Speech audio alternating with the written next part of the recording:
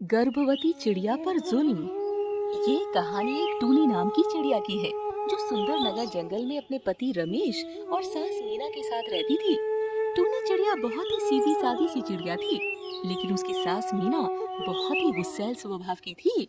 अरे ओ टूनी, जरा इधर तो आ। क्या बात है माँ जी, आप इतने गुस्से में क्यों हैं? मुझसे कोई गलती हो गई क्या? अरे गलती तो मुझसे हो गई जो तेरी जैसी अच्छी सूरत देखकर अपने इकलौते बेटे की शादी तुझसे करा दी। जिस दिन से इस घर में आई है मनहूसियत फैला रखी है। ना तो तुझे घर का कोई काम ढंग से करना आता है, ना ही खाना बनाना आता है। मेरी तो किस्मत ही फूट गई तुझे बहू बनाकर। आप ऐसी बातें क्यों कर रही हैं माँ जी? मैंने तो घर का सारा काम कर दिया है और आपकी पसंद का भोजन भी तैयार कर दिया है। अच्छा, अब तो मुझसे जुबान भी लड़ाएगी? तेरी इतनी हिम्मत? इतना कहकर मीना चिड़िया अपनी बहू टूनी को एक तमाचा मार देती है।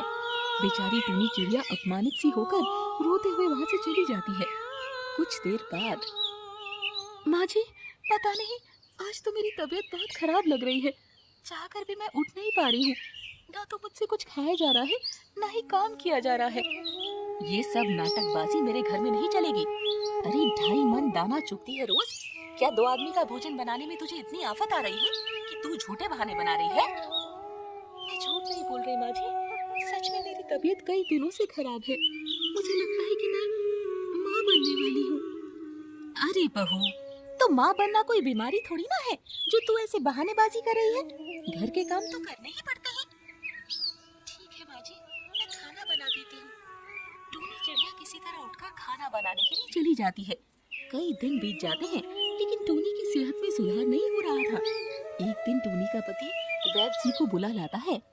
देखो रमेश, तुम्हारी पत्नी टूनी शायद सही से भोजन नहीं करती है, जिसके कारण उसके अंदर बहुत कमजोरी आ गई है। ऊपर से वो गर्भवती भी है। टूनी की भलाई के लिए अब उसे आराम और अच्छे खान पान की सख्त जरूरत है। वैद्य के जाने के बाद, अरे हमने भी बच्चे पैदा किए हैं, लेकिन ऐसे तमाशे नहीं किए। हर समय बिस्तर पर पड़े रहने से बीमारियां ही होती है। जाकर बर्तन साफ कर। और हाँ, बहुत हो गया आराम। आज बढ़िया सा स्वादिष्ट खाना भी बनाकर तैयार कर देना। मेरी कुछ सहेलियां आने वाली है।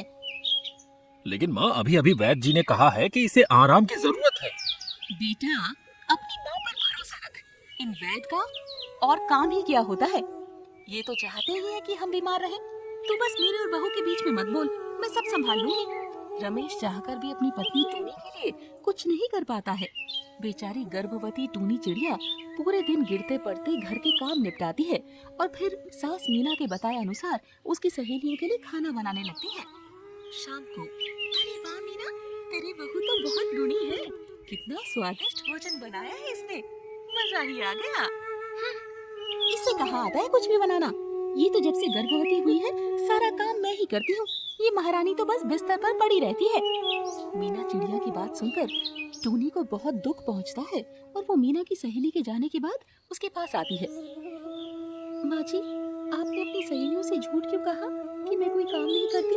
मैं तो दिन रात काम में लगी रहती हूँ, फिर भी आप मुझसे ऐसा व्यवहार क्यों करती हैं? अरे पेट में बच्चा क्या आ गया है, महारानी के तो तेवर ही बदल गए हैं। सास से बात करने की तमीज भी भूल गई है क्या? आज मैं तुझे याद दिलाती हूँ कि सास क्या होती है। इतना कहकर मीना चिड़िया पहले तो टूनी की डंडे से पिटाई कर देती है और फिर उसे एक जोरदार धक्का मार देती है। टूनी चिड़िया जमीन पर गिर जाती है। ये आपने क्या कर दिया माँ जी? मुझे बहुत दर्द हो रहा है। लगता है मेरा बच्चा नहीं रहा। बेचारी टूनी चिड़िया दर्द से तड़प उठती है।